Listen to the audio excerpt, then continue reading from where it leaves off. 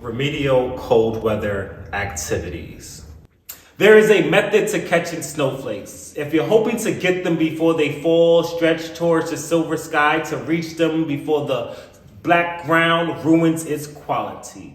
Wind pressed against flakes, tongue on flakes is the only way we chase our childhood these days. It's funny how joy can snowball into a sweet violet muscle memory of double scooping vanilla beans and reams of sheets like a late night snack attack.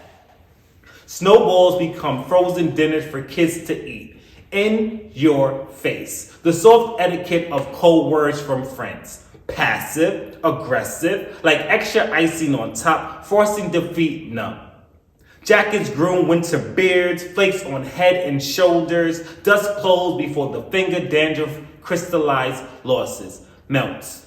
Bundled up frigid thoughts while not forgetting to blame the cold for being too cold. The night after praying for a snow day from school, porque hace frío.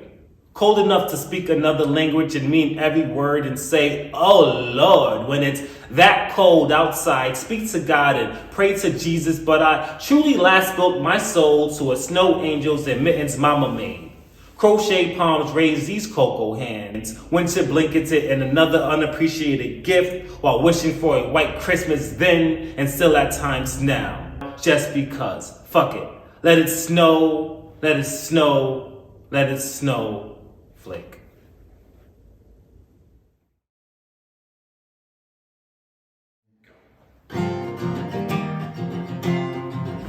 Couldn't tell you the moment, no, I don't know. When the house fell down and all the cards were on the floor. What was once pristine and standing tall,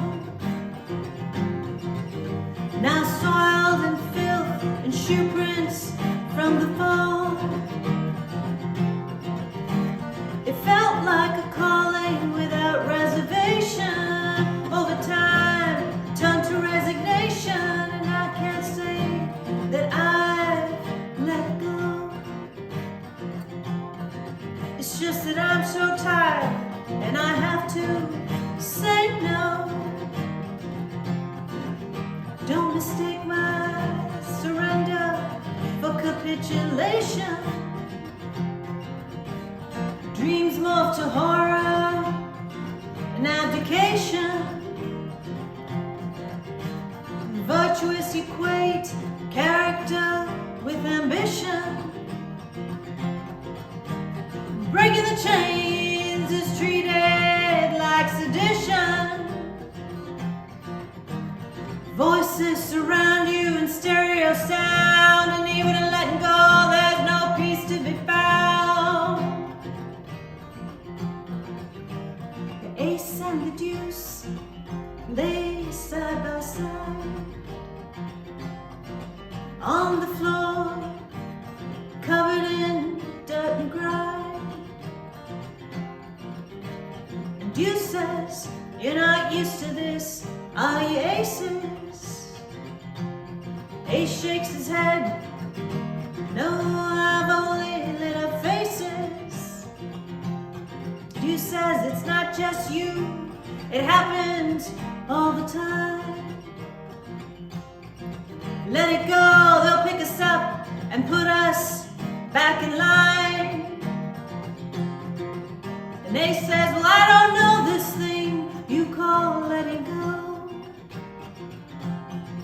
How do you get back on the table from the floor?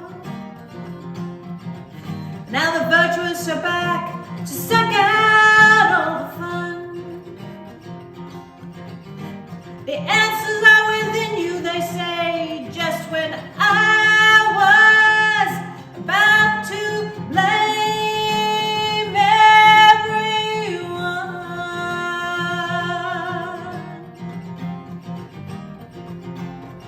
So now I have to show up in ways that I don't want to. Let go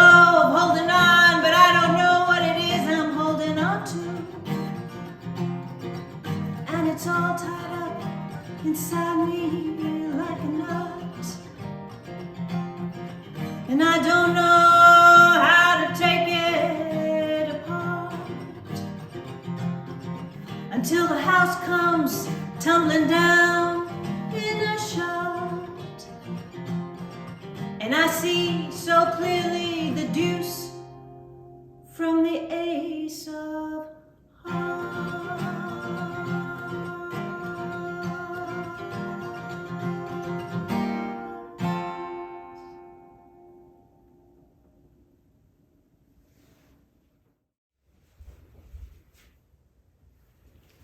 It all started with Netflix and the first episode of The Great British Baking Show. I always enjoyed watching cooking shows, especially Gordon Ramsay in Hell's Kitchen, having one of his famous hissy fits, yelling and screaming. I couldn't handle it. I imagine if it was me standing in her place, I'd toss a bunch of noodles in his face, then call him Gordon Ramen and run. I auditioned for the 10th season of MasterChef. The dish I prepared was a grilled Dijon salmon with a Greek tortellini pasta, just like I make it at home. Maybe it was a good thing I didn't get in. Anyway, I decided to give the Great British Baking Show a try. Season 1, Episode 1. Episode 2, Episode 3. Episode 4, okay. One more. Episode 5, Episode 6, Episode, Season 1, Season 2. Wait. Meringue kisses? What are meringue kisses? I've never heard of meringue kisses. I've heard of lemon meringue, as in lemon meringue pie. I worked as a pastry chef at the Carlton Hotel in Newark, New Jersey. I cut up pies, put them on plates, wrapped them in saran, and then put them in a display case. Funny thing is, I've never heard of meringue. Never even wanted to taste it. Not until I heard Mary Berry and Paul Hollywood describe how it tasted. A sweet, sugary taste, Mary Berry said. An airy, crispy texture, Paul Hollywood said. I immediately wish I tasted meringue when I had the opportunity. Oh well, shoulda, coulda, woulda. Next episode. Now she's making meringue. And he's making meringue. Meringue, meringue, meringue. Why don't you just stop watching it? I can't. I love this show. Next episode. Season. Meringue, meringue, meringue. Now I want meringue. Alexa, how do you make meringue? No, Google. The Great British Baking Show meringue kisses recipe. Print. Now I'm making meringue. All right. First, separate egg whites from yolks.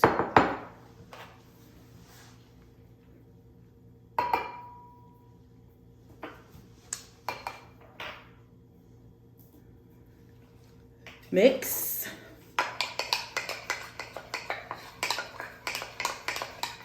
Ooh, it's getting fluffy.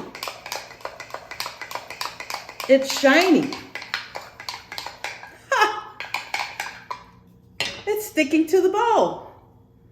I can hold the bowl upside down and the mixture stays in the bowl.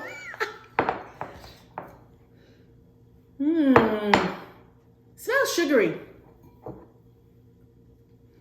Tastes like marshmallows. I guess I'm doing it right. Okay, I'm going to use strawberry and red coloring for mine. More mixing. Wow, that's a bright red.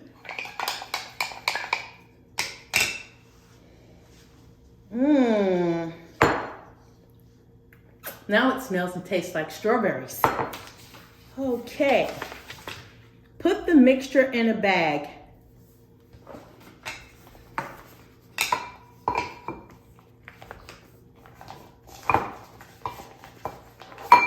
Okay, now it's time for piping.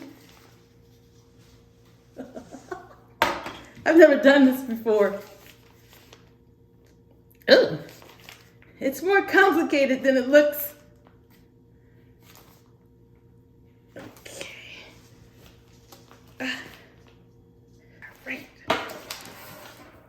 Okay. I can't make those pretty flower shapes, but they look all right for now. 30 minutes at 250 degrees in the oven.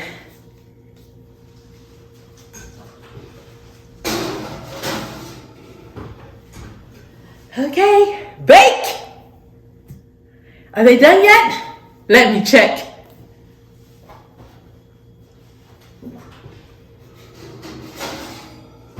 Hot Talaka! That's what Chef Steve says you say when you take a hot rack out of the oven. Whew, they look nice. Let me taste these suckers.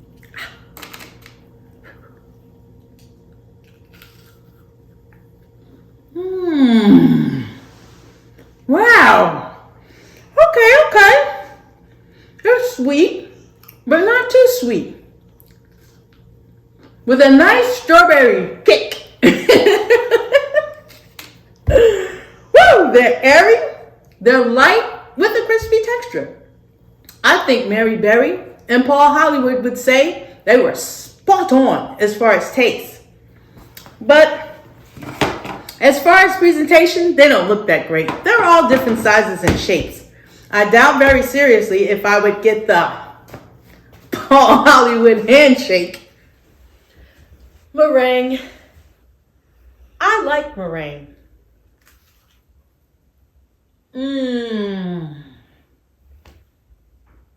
All right. Next episode. Season 4. Episode 1. Wait, Jaffa cake. What's a Jaffa cake? It all started with Netflix and the first episode of the Great British Baking Show.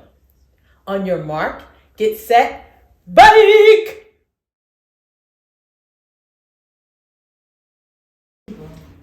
A few years ago, I received an invitation from Maria DiCarlo to friend her on Facebook. Now, Maria and I went to high school together, and in fact, we dated for a short period of time. However, it was her sister Diane who was my true high school sweetheart. Diane was the first person I ever said, "I love you" to. When Maria made the connection with me on Facebook, I replied in a private message how great it was to hear from her and asked her where she lived and what she was up to. And I asked her to give my best to her sister Diane.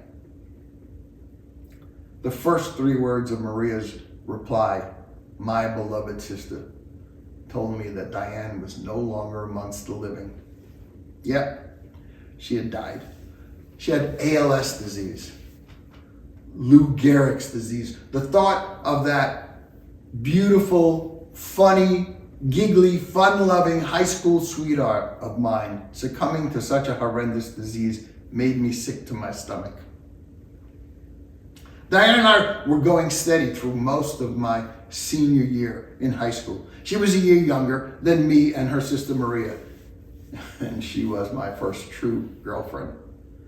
It was 1963, 1964, just a few years earlier, my father had died of a massive heart attack, leaving me, my mother, my sister, and at that time, my Aunt Mary. Aunt Mary. She was by far the most troublesome person in my family, but that is another story.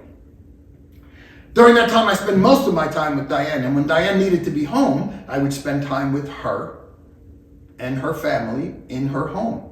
In fact, there were many nights when I had dinner on a TV tray, watching television in her family's living room.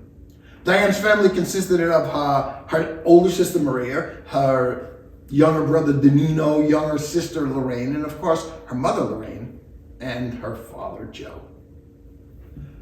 Joe DiCarlo. He was a tyrant of a husband and a father. He told his children often and meant it.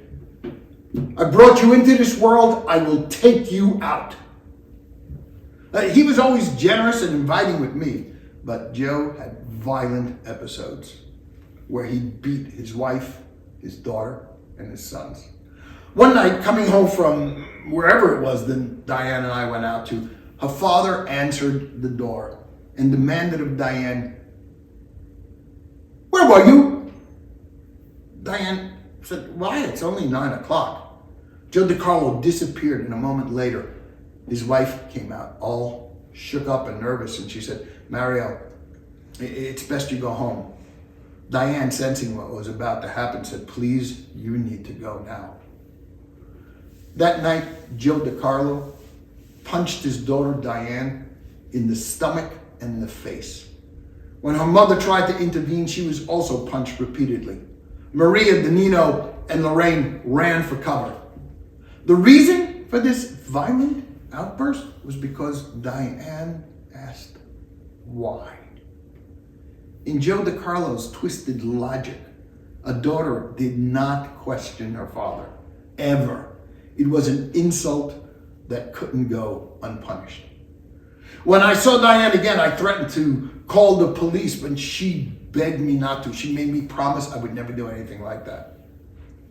She was right, of course. Joe DiCarlo and his brother would have literally shot me dead on the street. And if I went to the police, they would just brush it off as a family matter. So I kept my mouth shut, and like everyone else in Diane's family, pretended it never happened. Joe DiCarlo worked as a parking lot attendant. The parking lot was the Waldorf Astoria, the famous luxury hotel in Manhattan. He had to be polite to rude and entitled rich people from all over the world.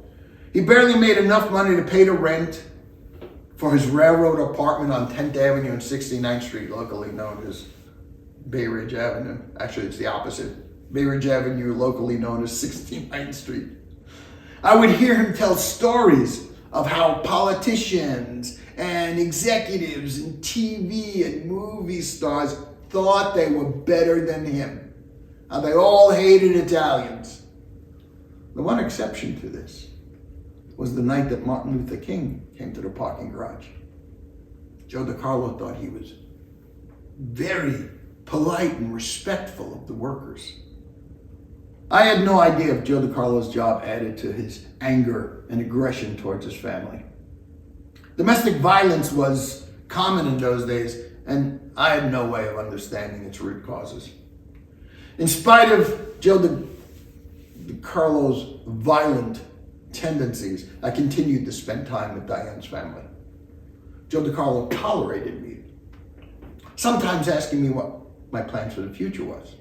Now, that made sense to me because back then, my sister, my cousin, and many people I knew married their high school sweethearts. In fact, Diane and I were planning our life together, where we would live, how many children we would have, etc. Sunday, February 9th, 1964 was to be a culturally significant day. We had no idea just how big a deal it was going to be, although we were excited. Because that night, live on the Ed Sullivan Show, the English band The Beatles were to make their first U.S. television appearance. I Want to Hold Your Hand was the #1 record, and that frenzy, which would be called Beatlemania, had already begun.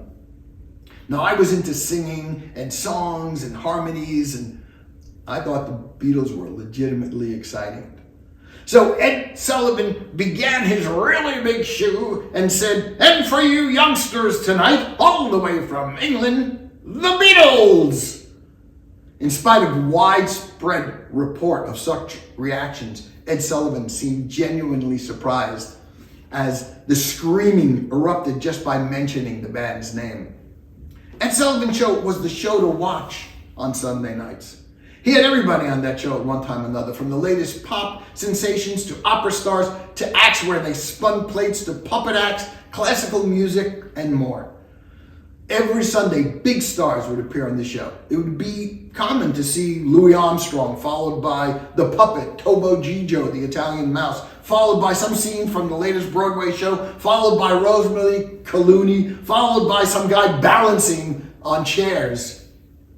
That night, I was at Diane's house, in her living room, along with her father Joe, mother Lorraine, sisters Maria, Lorraine, and brother Donino. We all sat around the TV as Ed Sullivan began his show.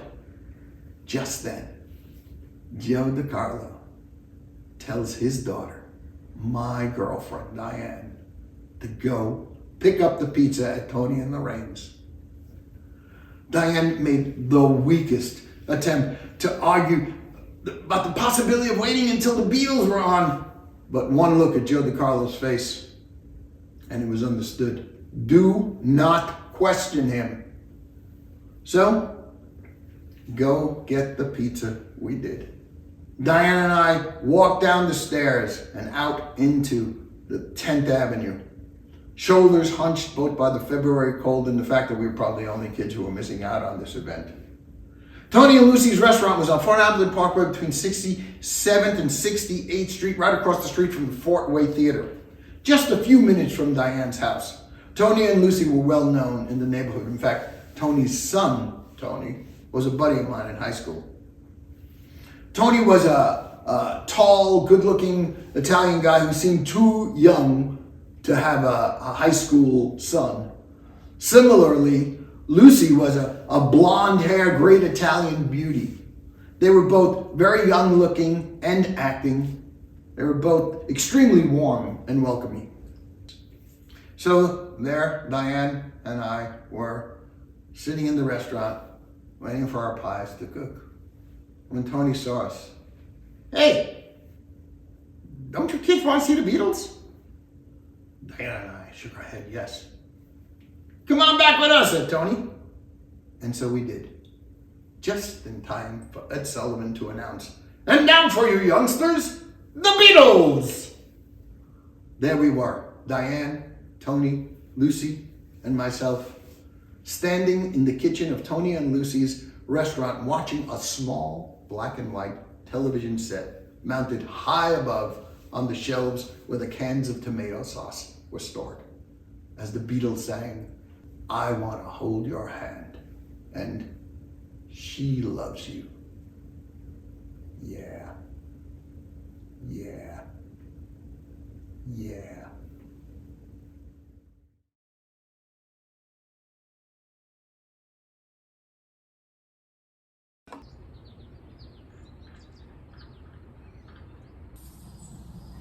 I opened my eyes early this morning, before the morning breeze began to blow, long before the birds started their singing, long before the rooster began to crow.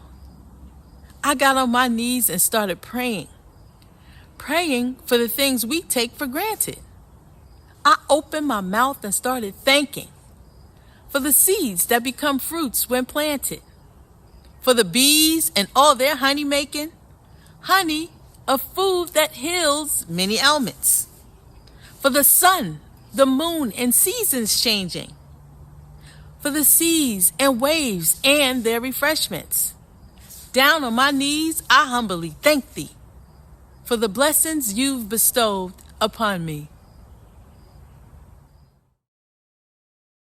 Sometimes you have to look yourself in the mirror and wonder, what the fuck? Or at the very least contemplate, how did I get here? Both responses are reasonable given the circumstances, yet both remain 6 degrees separated from a mini panic attack pre-existing inside your soul. For the first time, you feel your heart in a new way you didn't know existed, the beats unevenly tripping over itself, spinning its record against skin, pressing on rib cages to resist the unknown, scratching your insides to reject the improbable. Mic check.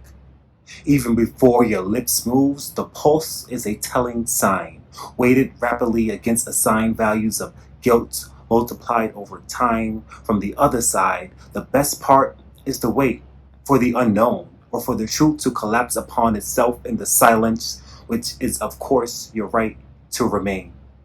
Anything you say can be used against you, repeatedly, until the room grows smaller and the chair is no longer your friend, time is no longer your friend, the good cop is no longer your friend, the bad cop is never your friend, and the system damn sure ain't either. The deep stares into me offer a sense of distant comfort, but I'm not your friend either. Yes, you do see yourself, or at the very least, a version you recognize, and that is soothing to some degree, but do you really see yourself? You think of all the ways I appeared in your life before. If you were a kid, you would pretend I was a portal door into another universe. If this was a haunted house of mirrors, you couldn't find your way out. If this was a church, you would find me stained in the name of the Father, the Son, and the Holy Spirit. If this was a wine glass, this would be your last supper. If this was a barbershop, you would have to approve the front and the back with a handheld despite the glass wall that exists. If this was your house, after showers is the only time you would let steam go or write the names of loved ones. And if this was a traffic light, the colors you studied on your permit would not be the ones you get stopped for. In all transparency, the facts remain. I have two ways of seeing you, of seeing the world, of seeing the law. In a room full of darkness generating light, the truth refracted through light bulbs, intentionally waking like an open secret. I see both sides of this thinly veiled plexiglass and never once question who is looking back.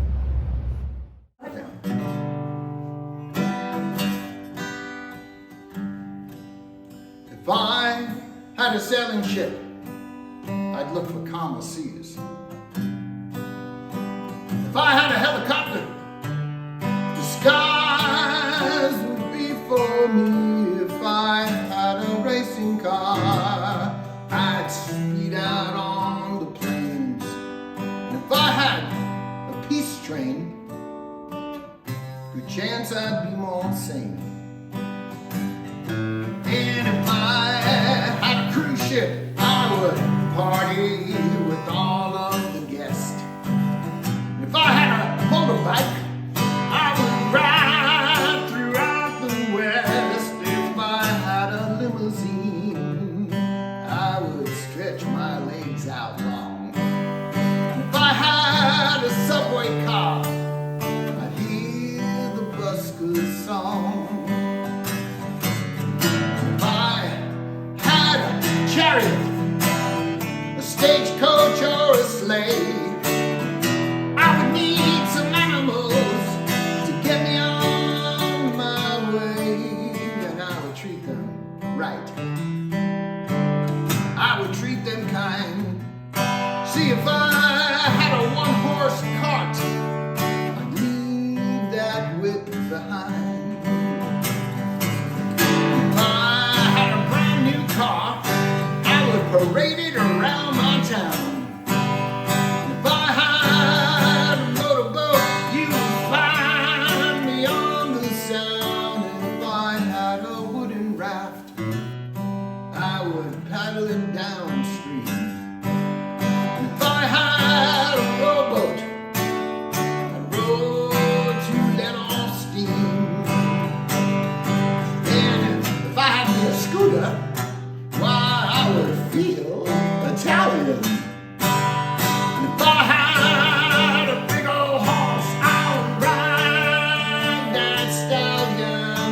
If I had an aeroplane, I'd take off on a whim. And if I had a bicycle, good chance I'd be more slim. And if I had a rocket ship, 'cause it landed in my yard, I would go talk to those space folk.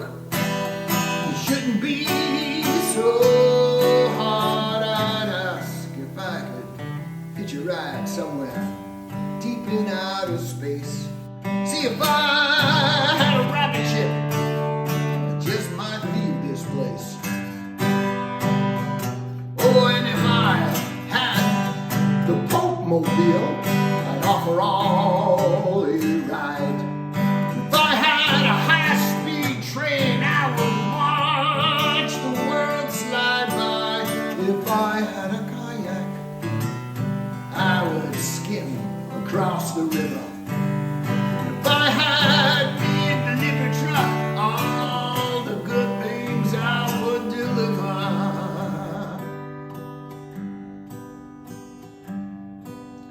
If I had a sailing ship, I'd look for calmer seas.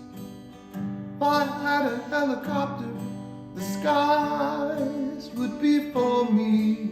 If I had a racing car, I would speed out on the plain. And if I had a peace train, good chance I'd be more sane. Oh yes, if I had a peace train.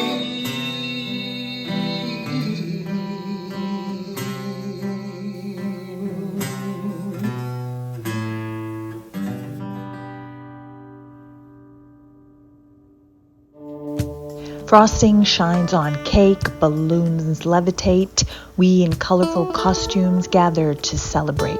I don't know names, some familiar faces, intimacy with unknowns is reason to celebrate. Meeting you here would have felt safe, we need entire seasons to celebrate.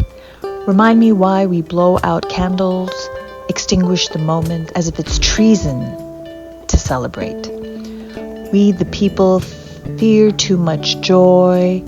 For us, the earth must travel the sun to celebrate. Invitation, RSVP, return envelope, a production for something so human to celebrate. Dances around fires on the banks of the river. We killed off heathens, our demons who celebrate. You lost my address, some other excuse. No matter, I'll be there, no exclusion to celebrate. A birthday, anniversary, a wedding.